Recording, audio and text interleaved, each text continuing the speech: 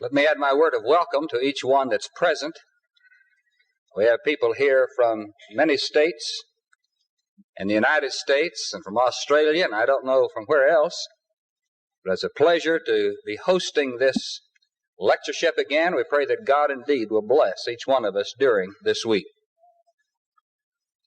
1918, Irving Berlin was writing a musical for an all-soldiers show at an obscure army camp.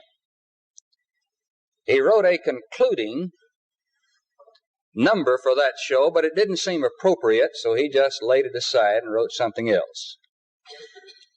20 years later, Kate Smith wanted to produce a patriotic radio show. She asked Irving Berlin to write an appropriate number. They tried several different numbers and failed. Then he remembered that little song from 20 years before, brought it out, dusted it off, made a few changes, brought it to Kate Smith. And so on November the 10th, 1938, Kate Smith walked to the microphone, began to sing some words that are very, very familiar to us. God bless America, land that I love. Stand beside her and guide her through the night with a light from above. From the mountains to the prairies to the oceans white with foam, God bless America, my home, sweet home. Well, of course, the rest is history.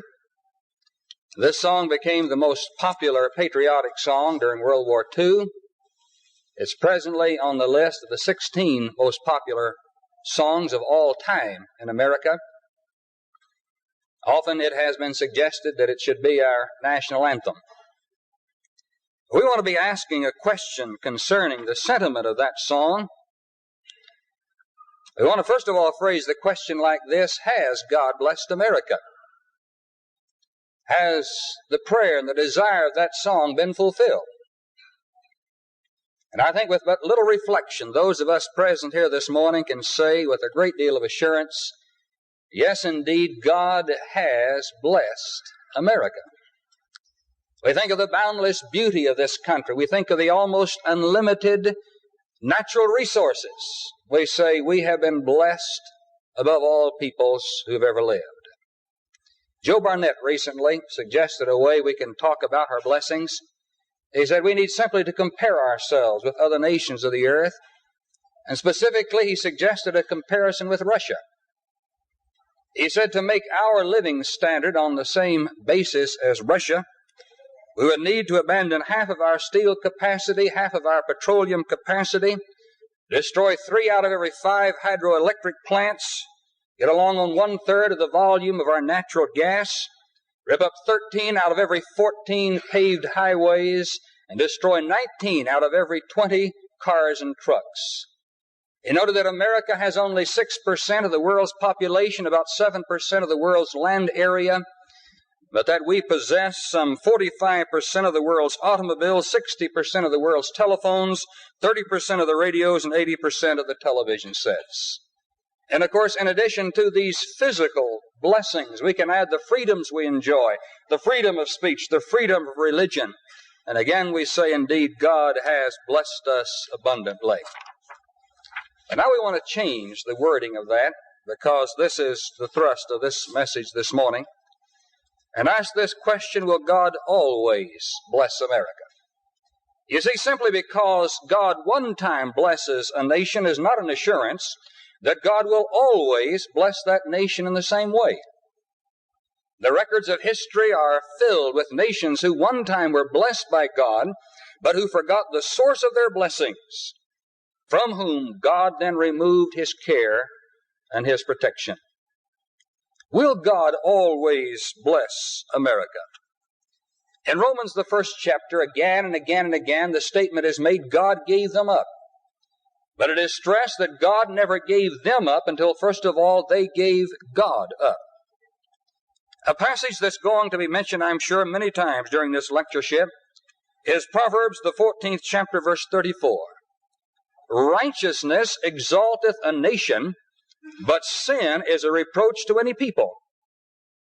A lot of people today seem to think that the strength of a nation lies with the size of its armies, with the wealth of its citizens, with the splendor of its civilization, with the up-to-dateness of its science. But this passage suggests to us that the strength of a nation rather lies with the goodness of its citizens. We believe that the key to this question, will God always bless America, lies in the nation's recognition of God, the nation's understanding that God is the source of our blessings. In Daniel chapter 4, the great king of Babylon failed to give God the glory.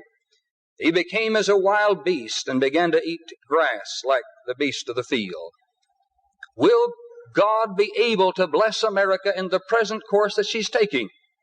Where does America stand? Where is America going? It's very, very hard for us to answer questions like that. We live in this country. We are a part of society. It is very, very hard for us to be as objective as we need to be.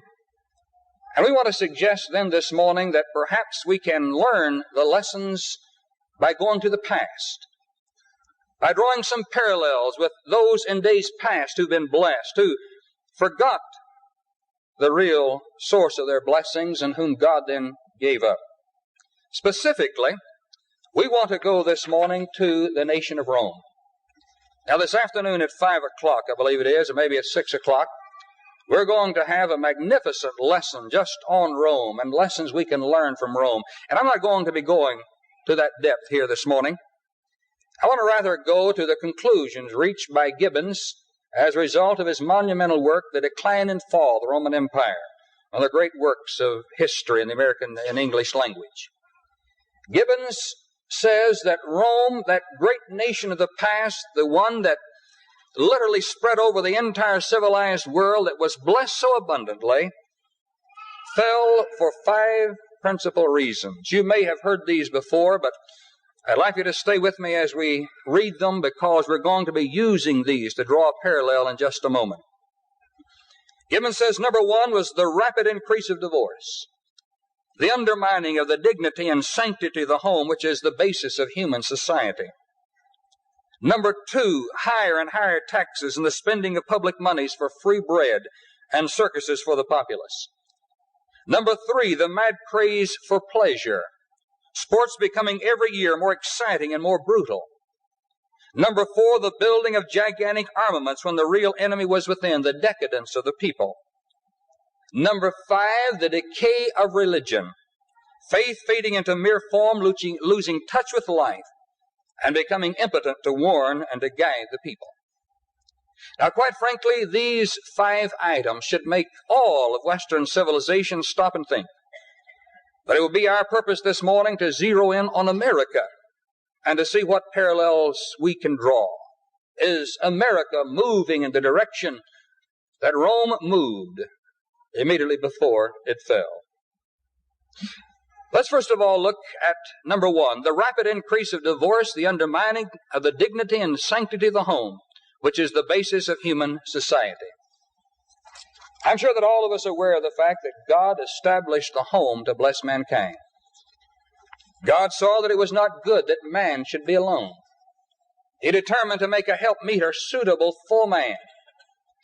The home was established before human government, before God established His kingdom. It is so basic to society. The home established for an abiding place of affections. The home established as a place where children can be born and raised in the nurture and admonition of the Lord. God blessed the home. God said, this is so basic. But Rome failed to understand the necessity of maintaining the dignity of the home and the sanctity of the home. And the divorce rate began to increase. What about America today? We're told that in 1980 there were 1,182,000 divorces, as opposed to 2,413,000 marriages. We're told that some 40% of all new marriages today will end in divorce. We're told that as regards divorces in 1983 that the number was twice that of 10 years before. And we're also told that for every home that's badly broken, there is one that is badly bent. 1,000 factors are involved in all this. There is rampant adultery. There's premarital sex. There are live-in arrangements. There are, quote, easy divorces, unquote. There's a growing acceptance of homosexuality and other perverted sex. But for whatever the reasons, today it's obvious in America we have too many people marrying the wrong people for the wrong reasons, without a real understanding of what's involved in marriage and the home and the responsibilities therein, and without a real commitment to God and to one another. Is it possible that in this area that America is going in the direction that Rome went so long ago? Well, we go to the second thing that brought about the destruction of that empire so long ago. Higher and higher taxes and the spending of public monies for free bread and circuses for the populace. Now, Jesus taught that the government has a right to levy taxes to pay its own expenses, Matthew chapter 22. The Bible teaches we must be concerned about those less fortunate than ourselves, Galatians 6:10, James 1:27. But the same book also says so explicitly, so carefully, that the excessive taxes imposed by Solomon were a direct influence on the fall of the United Kingdom of Israel in 2 Kings chapter 12. And the same book condemns sloth. 2 Thessalonians, the 3rd chapter, verse 10, if any would not work, neither should he eat. Today, is it possible in America we also see excessive taxation? Is it possible we also see taxes spent for free bread? A number of years ago, it took some 52 minutes of an 8-hour day to pay taxes. Today, we're told it takes 2 hours and 40 minutes for the average person, 8-hour day, to pay his taxes. From time to time, there are some efforts to bring us some tax relief, but the general trend through the years has been for bigger government and for higher taxes. In addition to income tax and such obvious things as property tax, there are hundreds of hidden taxes eating away constantly on the average man's paycheck. And of course, in addition to those taxes, there's also the giving of money for free bread. Now, I hope and pray that all of us present here appreciate the needs that people have and would feel that anyone in real need deserves some help. But would anyone present here this morning deny that we have developed at least many in our society that have their hands out saying, "What can you do for me?" We move on to the third item, which perhaps strikes even closer to home. The mad craze for pleasure, sports becoming every year more exciting and more brutal. Now, Jesus taught that each one of us needs from time to time some rest and some recreation, Mark chapter 6. But Jesus and the apostles also taught that there can come a point in a man's life when his pleasure begins to take precedence in his life, when this is the important thing in his life. And when this is the case, there's something wrong with that man's priorities. There's something wrong with the spiritual values of that individual. Paul, for instance, said in 2 Timothy, the 3rd chapter, verse 4, there are those who are lovers of pleasure more than lovers of God. And he spoke of that one who lived in pleasure and who was dead while she lived. 1 Timothy, the 5th chapter, and verse 6. In America today, it seems that many people are out there pursuing some kind of new thrill. One illustration of this is the widespread use of alcohol. We're told that some 71% of our population are regular users of beverage alcohol. We're told that the percentage among teenagers and even among those below their teens is increasing rapidly. As a result of this, we see over 25,000 traffic deaths each year from drunken drivers. We see the increase of social problems of all kinds. Sociologists tell us that the drinking of alcohol is associated with almost every major social problem we have today, whether it be child abuse, child molestation, divorces, wife beating, or whatever. The great British historian Toynbee pointed out that of 21 previous civilizations, 19 fell as a result of the combination of atheism, materialism, and alcoholism. And then when he applied that directly to America, he looked at the widespread drunkenness of this country and says, if your people continue the present increase in drunkenness, nothing can save you from destruction. History is altogether against you. And of course, then when alcohol no longer gives the thrill we want, why, as a people, we're not adverse to turning to drugs, not adverse to turning to pornography, to anything that gives us that thrill. And so drug abuse is a national scandal today. Pornography is a $5 billion a year business. And great emphasis is being placed today, even in this own area, on gambling. But of course, as we sit here this morning, all of us very religious folks, we know and understand that none of this has to do with us. That after all, this emphasis on pleasure could not apply to us as we, spend lavish amounts on our video and our audio systems, as we sit in our big boats beside our holiday homes, as we spend every spare moment on our hobbies, as we spend lavish amounts on our vacations, sometimes spending more on pleasure than we do in the Lord's work. It couldn't apply to us. And this matter of sports becoming every year more and more brutal, that applies to other folks, because we just enjoy sitting there at the racetrack watching those two cars careening into the wall, or watching two men in the ring as they're trying to beat each other into unconsciousness, or applauding as that linebacker comes through that line with the single intention of destroying a man half his size. No, those things couldn't possibly apply to us here this morning. So we move to number 4. To refresh your memory, number 4 read like this: the building of gigantic armaments when the real enemy was within the decadence of the people.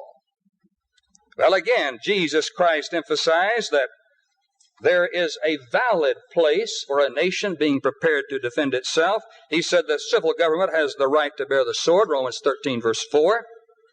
But again, we want to emphasize this morning that the real strength of a nation lies in its relationship with the Almighty God, Psalm 14, verse 34.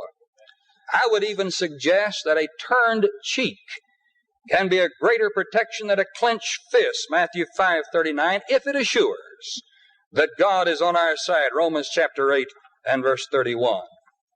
We go to America today. Is it possible that today there's the spending of large amounts in building a gigantic armament? We're told that the yearly military expenditure in America today is over $120 billion. Some 5% of per capita income is spent on military spending. And of course, as soon as someone suggests that Russia's ahead of us, we spend just that much more.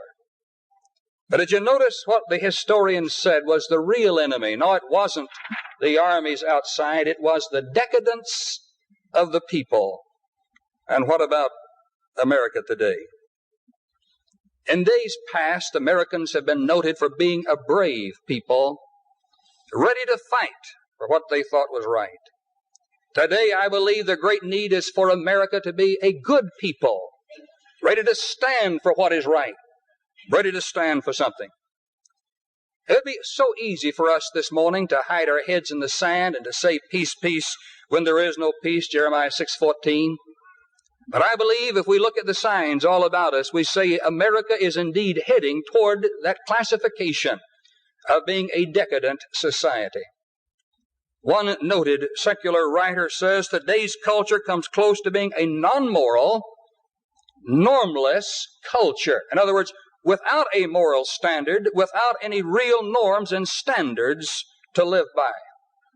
Another noted secular writer noted the evidences of moral decline, including dishonesty in business, in law, in medicine, in politics, and law enforcement, and said that any society that's unable to curb those things and to control those things is, quote, a society in process of moral disintegration. I want to suggest this morning that though we don't like to think about it, we have to face facts. When we live in a society where nudity is no longer shocking, when the corner convenience store is a seller of pornographic literature, when a girl from this area is a major news item because she appears in Playboy magazine, when sex is used to sell everything from toothpaste to lawnmowers, when filth and entertainment is called art, when homosexuality is accepted as, quote, an alternate lifestyle, when 1.5 million babies are killed each year, legally killed each year, and any attempt to cry out against these things is called Puritanism, then I suggest that the foundations are crumbling. Read Romans, the 1st chapter, verse 20 through 32. But all of this, of course, is simply the symptoms of a deeper disorder, a sin-sick society. You might remember that number 5 was the decay of religion. Faith fading into mere form and losing touch with life and becoming impotent to warn and guide the people. Now, Jesus and the apostles emphasize that our religion cannot be simply form. Paul spoke of those who have a form of godliness but deny the power thereof, 2 Timothy 3:5. Jesus warned against vain repetition in worship, Matthew 6:7. In other words, just empty forms. Rather, the Bible teaches that we must worship in spirit and in truth, John 4:24. That our lives must be touched by our religion so that our whole selves, our body, our all is given as a living sacrifice to God, Romans the 12th chapter, verse 1 and 2. Well, what about America today? It is interesting that the polls tell us that church attendance is about as good as it's ever been. But that though church attendance is still remaining constant, that every indication is that religion is becoming more and more a matter of form. For instance, Gallup recently did a survey on an understanding of and a knowledge of the Bible, the most elementary matters. He went to church attenders. He found that church attenders in this country, that less than half read their Bibles with any regularity. He found that less than half knew who wrote or could name the 4 gospel accounts. Less than half knew who gave the Sermon on the Mount. Less than half could name even 3 of the 10 commandments. It was further noted that the average church member today gives only about $4 a week to the religious institution of his choice, less than the price of a good meal. In this connection, one writer noted that if the average church member out there lost his job, had to go on welfare, but then would give 10% of that minimum welfare check back to his religious institution, that the giving, religious giving in this country would be raised by 30%. But perhaps the greatest paradox was that noted by Gallup, when he said that except for about 12% that he called the deeply committed, he could find no appreciable difference in the moral standards and convictions of what he called the churched and the unchurched. Well, the simple fact is today that religion is not touching the lives of most people in this country. That in so many churches that the Bible has been replaced by human philosophy, by human wisdom, but still the forms go on.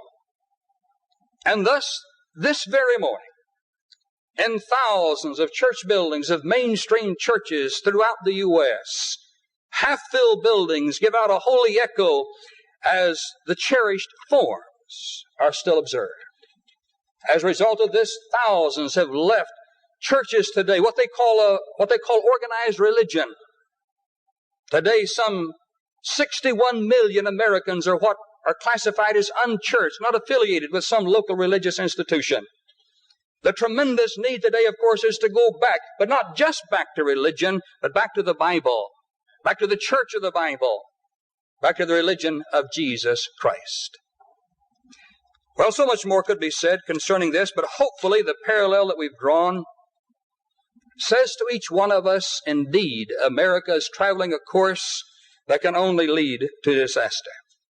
If America persists in this course, that her fate will be that of other nations that have forgotten God.